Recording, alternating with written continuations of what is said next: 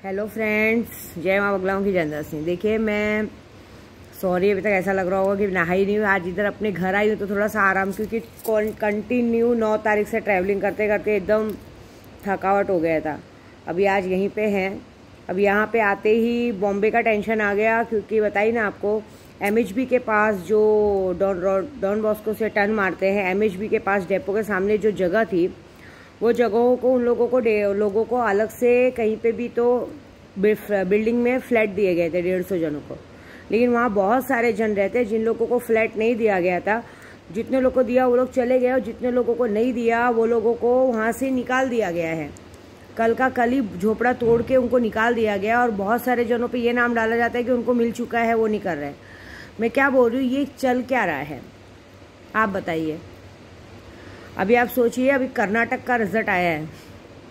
देखिए, मैंने तो अपना दांव पहले ही खेल लिया। मैंने पहले ही कहा था इस बार 2024 का नियुक्ति कौन है वही मैं ही डिसाइड करूंगी, और भगवान की दया से है। देखो भाई, आप लोग शायद मेरी बात को मजाक में लेते होंगे, ये कुछ भी बकती है बोलती है। सीधी बात है, वो तो मैं बकती हूँ। पागल इंसान कुछ भी बोल सकता है, लेकिन पागल इंसान जब काटता है तो 14 इंजेक्शन भी जबरदस्त लगते हैं ना। तो महाराष्ट्र में तो हमारे उद्धव ठाकरे जी हैं ही, लेकिन बारे पूरे विश्व में किसको लाना है? क्योंकि पूरे विश्व में तो अब कांग्रेस के सिवा कोई बचा ही नहीं है। क्योंकि बेचारे हमेशा हमारे वो राहुल गांधी जी को सब लोग कहते थे पप्पू पप्पू पप्पू।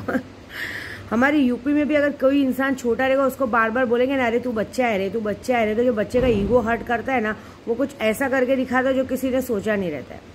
ऐसी बात है। तो कहावत है ना, कि मैंने पहले भी कहा, आज भी कहा, कि हमें बड़े लोगों से पंगा नहीं लेना चाहिए। जो खानदानी रईस है, जो खानदानी वैसे है ना, उनको हम और आप कभी भी नीचे नहीं गिरा सकते। ऐसी बात है। हमेशा हमको अपनी मर्यादा में चलना चाहिए। सोचो, हमारे जेब में अभी जैसे हम जैसों के जेब में हम लोग लाख रुपया लेके चलते हैं, और आप सामने वाले के जेब में 100 रुपया नहीं है, तो इतना उड़ते हो लोग। हम लोग लाख रुपया लेके चलना चाहिए, तो हमें तुम्हारे साथ क्या करना चाहिए ये डिसाइड करो पहले। मंत्रों की ताकत तो विद्यार्थी ने दिखा चुके, लेकिन अभी एक बात बताओ, इस तरह से गरीबों को तंग करके बोल के अभी हमारे उनकी सदस्यता से अभी नष्ट कर दी गई थी, उससे क्या फ़र्क पड़ा? पब्लिक है ना, देखती है। आप मेरी बात समझो, पब्लिक को सब सुनाई दिखाई देता है। वोट पब्लिक के हाथ में है।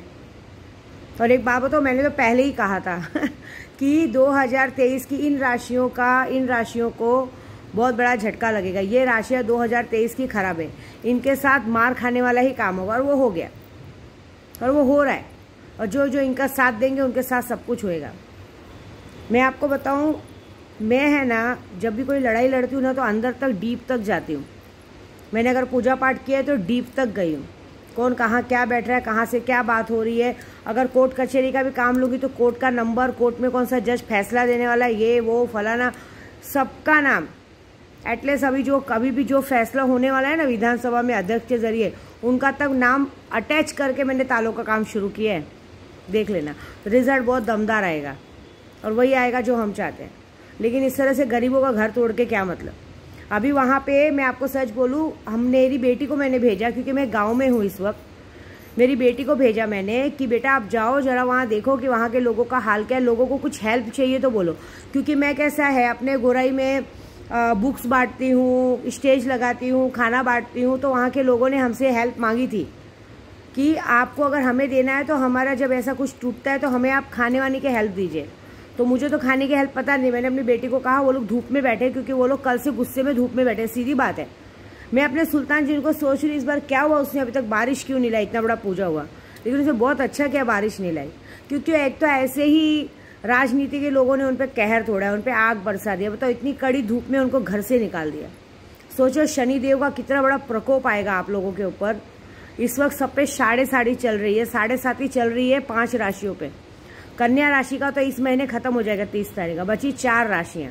उन 4 राशियों का क्या होगा मैंने पहले ही कहा है। कुंभ, मीन, वृश्चिक राशि और राहु। कुंभ, मीन, वृश्चिक राशि और राहु, ये तुला, राहु बोल रही, तुला राशि, वृश्चिक राशि, कुंभ राशि, मीन राशि, इनका इतना गलत है कि इनके साथ जो होना है वो 2023 तक होके रहेगा। और मैं आपको बताऊं, मैं ब्राह्मण हूँ और साथ में अघोरी हूँ। अघोर का तो बाजू में रखती हूँ, लेकिन मैंने ये सारी तालीम बड़ी डीपली हासिल की है। मुझे पता है, जो बोल दिया सो बोल दिया। इनको आगे आने वाले 2024 तक कुछ फ़ायदा नहीं है, क्योंकि 2024 तक इन राशियों पे राहु काल की महादशा है। भले कोई कितना भी बोले कल से अच्छा शुरू हो रहा है, परसों से शुरू है, नहीं हो रहा है। राहु काल 2024 नवंबर 2024 तक रहेगा।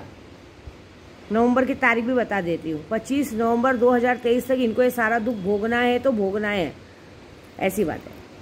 और जो लोगों की थोड़ी राशियाँ ठीक भी थी, अभी उनके पीछे से जो उनका सपोर्ट रहता है, माँ बाप का सपोर्ट रहता है, किसी बड़े का हाथ रहता है, तो भगवान ने उन बड़ों का हाथ भी उनके सर से उठा लिया है। तो उनका और जो बचा कचा पुण्य है, क्योंकि आज की तारीख में पाप बहुत हो गया, पुण्य वो भी खत्म हो गया। अभी मेरी बेटी वहाँ गई है, पूछी जब शाम को 4 बजे कि आपके लिए हम लोग कुछ हेल्प कर सकते हैं क्या, क्योंकि इस वक्त जनता इतनी गुस्से में है कि कल मैंने सुना है कि वहाँ पे पुलिस वालों को मारा गया है, लोगों को मारा गया। तो क्या करेगी पब्लिक? धूप में पैर जल रहे हैं। मैं विद्या देवी पैर में चप्पल नहीं पहनती हूँ, धूप में पैर जल रहे हैं। लोगों का घर खाली करा दिया गया। मैं क्या बोल रही हूँ, जब आप इतने सालों से लोग रह रहे हैं ना, आप बताओ वहाँ 2-4 घर अगर रहेंगे तो क्या, किसका क्या नुकसान हो रहा है, ये बताइए। क्या नुकसान हो रहा है वहाँ पे? 2-4 लोग रह रहे हैं ना, या तो उनको कहीं दे दीजिए। लेकिन क्या किए गए, आधे फ्लैट्स उनको लोगों को दे दिए गए और आधे फ्लैट्स लोगों में बेच दिए गए उनके नाम के। तो अब उनको हकाल पट्टी कर दिया गया, कह दिया गया है 2011 तक का पेपर होगा तो ही आपको रूम मिलेगा, नहीं तो आपको रूम नहीं मिलेगा।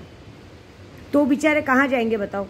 अरे गरीब हैं, गरीबों के हेल्प करने से आप थोड़ी हो गए। उनको मेरी बेटी ने पूछा कि हमारे लिए, अब मेरी बेटी बोली आपके लिए कुछ हेल्प करूँ क्या, तो उन्होंने बोला कोई हेल्प मत करो, इस वक्त हमारा घर टूटा है, हमको खाना वाना बनाने की दिक्कत है, खाना बना के दो। अभी मैं सरकार से ये पूछना चाहती हूँ कि आप लोग जो अपनी ईगो में इस पब्लिक के साथ गलत कर रहे हो, इसका नतीजा क्या है? अभी आप बताओ, वहाँ पे कितनी घर की औरतें हैं, रात को दड़गुल्ले लोग घूमते हैं, नशेड़ी घूमते हैं। अगर वहाँ किसी की बेटी के साथ रेप होता है, किसी की बच्चे को उठा लिया जाता है, क्या करेंगे? अभी सोलापुर में 2500 लड़कियाँ 1.5 महीने के अंदर गायब हुई हैं, 1.5 महीने के अंदर, जिनका अभी तक कोई आता पता नहीं है। पिक्चर का प्रमोशन करते हैं, रोक सब करते हैं, लेकिन इस तरह से ये काम में कोई हाथ नहीं बटाता है। अभी देखिए, पिक्चर के प्रमोशन हुई तो सब लोग जाएंगे प्रमोशन दिखाने, लेकिन ऐसे जब कोई रास्ते पे गरीब बैठता है, उसको हेल्प के लिए किसी के जेब से पैसे नहीं निकलेंगे।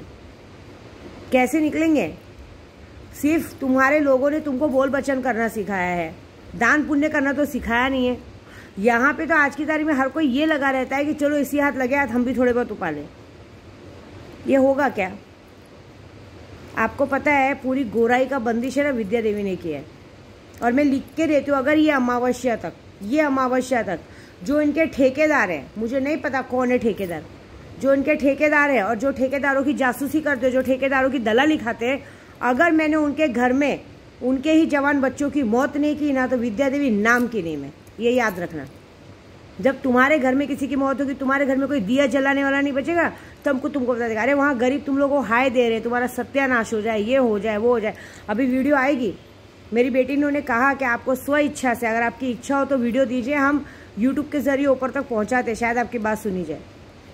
एक छोटे से वोट पाने के लिए आप बड़े बड़े बिल्डर्स का साथ दे रहे, क्या मतलब है? क्यों दे रहे मालूम है? ये लोग, इन लोग के अंदर डर बैठ गया है कि अब हमारी सारी चीज़ें खत्म होने वाली हैं, अब आगे हमें कोई पूछने वाला नहीं, तो जो हो सकता है वो लो।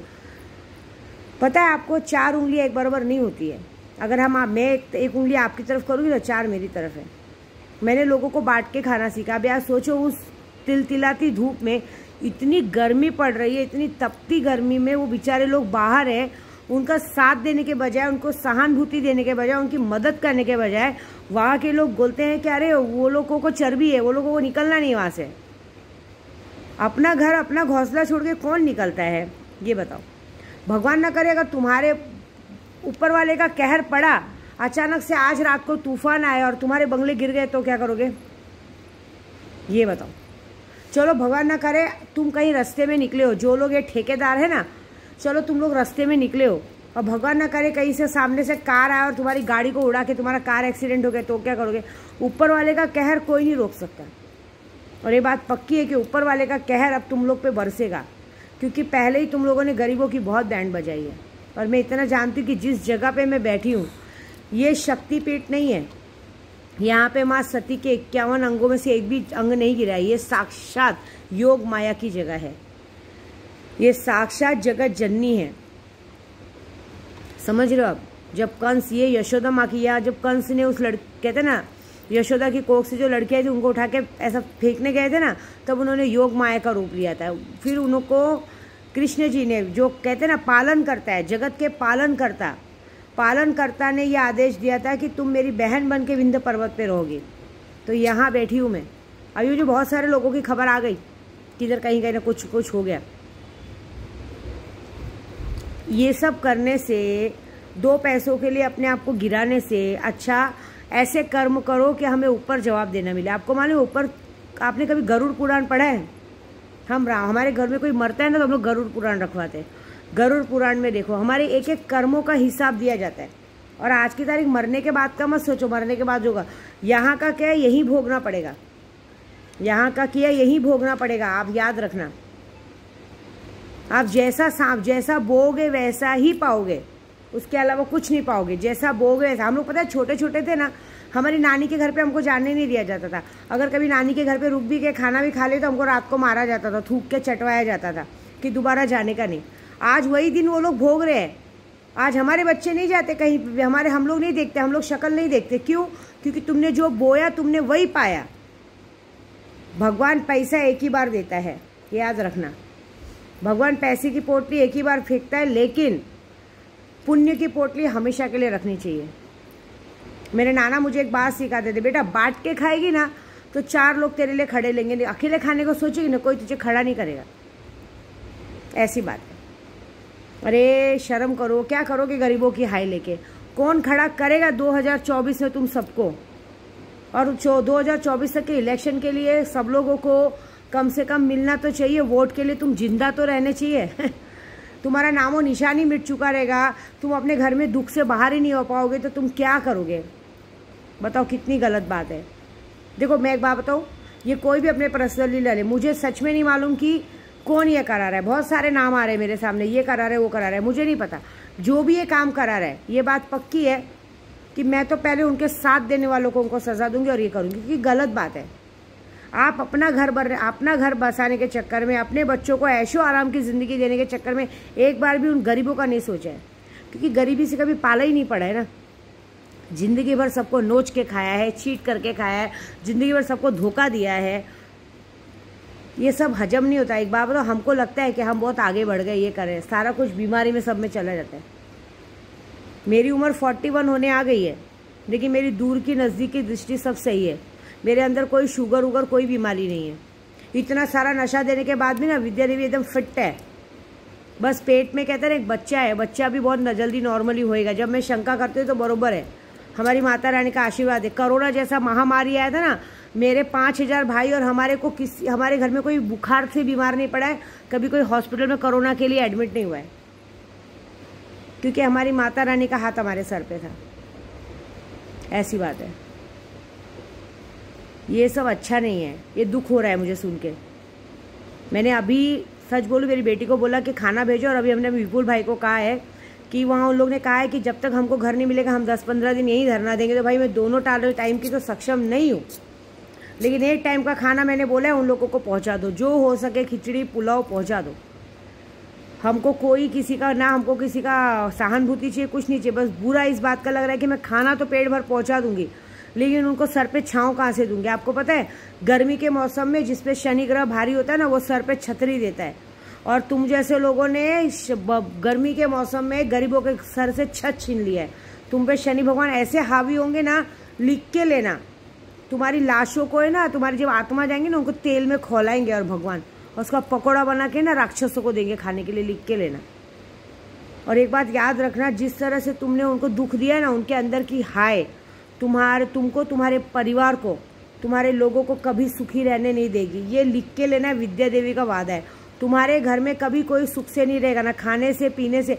कितना भी कमाओगे मिट्टी हो जाएगा, कितना भी दवाई खाओगे कभी तबीयत ठीक नहीं रहेगी, हमेशा दवाई के ऊपर ही जिंदा रहोगे। खाना कम खाओगे, दवा ज़्यादा खाओगे। पता है ये दवा कौन ज़्यादा खाता है? जिसने पाप किया रहता है। जो जिंदगी भर पाप करके खाता है ना, वो दवा ही खा के जीता है। हर तरह की गंदी बीमारी उसके अंदर रहती है। अंदर कीड़े रहते हैं, शरीर से गंदी बदबू आना, ये होना, हर तरह का गंदा बीमारी उस इंसान के अंदर रहता है। और वो आगे जाके निकलता है, क्योंकि वो नहीं करता, उसके अंदर का शैतान, उसने जो गंदगी की, भगवान उसके अंदर के शैतान को उसके अंदर डाल डाल के उसको परेशान करते हैं। ऐसी बात है। तो देखो, क्योंकि मैंने तो ताले का काम शुरू किया है, मेरी गोराई का बंदिश तो मैंने किया है। अब मेरी गोराई में जो लोग जिस तरह से मेरे लोगों को परेशान कर रहे हैं, तो मेरा सुल्तान जिन देखेगा, उनको और लोग देखेंगे। मैं किसी के लिए कुछ नहीं कहूँगी, बस इतना कहूँगी कि थोड़ी भी अक्ल होगी ना, ये सब काम बंद कर दो। पहले गरीबों को दूसरी जगह दो, उसके बाद करो। आपको पता है मेरा बंगला, मैं अपना सैंपल बताती हूँ, जिस बंगले में मैं रहती थी ना, वो बंगला मेरा खाली कराया। वो बंगला मैं खरीदने वाली थी, वो आंटी मेरी मर गई, कल्पना आंटी मर गई, उन्हीं के बच्चों ने उनको मार दिया। उन्हीं के बच्चों ने उनको कोरोना में कंटाल के मार दिया, क्योंकि वो आंटी जब भी आती थी ना, बच्चे उनको घर पे नहीं रखते थे, उस घर के लालच में। वो आंटी बोलते बोलते मर गई, ये घर मुझे बीना को देना है, घर मुझे बीना को देना है, मर गई वो बोलते बोलते। और उन लोगों ने वही ट्रिक अपनाया, जो ट्रिक बहुत पहले हमारे घर में किसी ने अपनाया था, मेरा वसी का घर खाली कराने के लिए। महिला मंडल भेज देंगे, ये भेज देंगे। मैंने कहा कि जब मेरे पास पैसा है तो मैं कहीं भी भाड़े पे देके रहूँगी। याद है क्या हुआ मालूम है आपको? उस घर में क्या हुआ? वो घर उनके लायक ही नहीं रहा। वो घर का खाने वाला वारिस ही मर गया। जो आदमी, आंटी तो बहुत पहले मर गई, वो आंटी का सिर्फ एक ही लड़का था, एक ही लड़का, एक ही लड़की थी। हाल ही में अभी मुझे पता चला, कुछ 6-7 महीना हुआ, मई नवंबर की बात है, वो लड़के को हार्ट अटैक आया, मर गया। उस घर का सुख नहीं भोग पाए। जिस घर को मैं 3.5-4 करोड़ रुपए दे रही थी, वो घर मुश्किल से मात्र 2 करोड़ 20 लाख रुपए में गया। सोचिए, खाने वाला बचा क्या? वारिस ही नहीं बचा। अब वो घर ऐसे ही गया।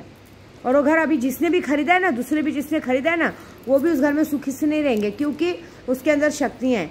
वो घर में उसको परापत ही नहीं है, चाहे उसमें कैसा भी बिजनेस चालू करो, चाहे कुछ भी करो, वो घर में परापत नहीं है तो नहीं है। सोचो, जब इंसान की हाय लगती ना, ब्राह्मण की हाय लगती ना, तो आप कहीं के नहीं रहोगे, ये बात पक्की। और आज ब्राह्मण पूरे देशवासियों से, उन गरीबों की तरफ से मैं हाय दे रही हूँ कि जिस तरह से आज आपने तपती धूप में उन गरीबों को रखा है ना, तुम्हारे घर में भी तुम्हारा परिवार अगर तपती धूप के अंदर अंदर अंदर नहीं जला, बीमारी से, पैसों से, हर चीज़ से, तो विद्या देवी का नाम नहीं। बस, जय माता दी।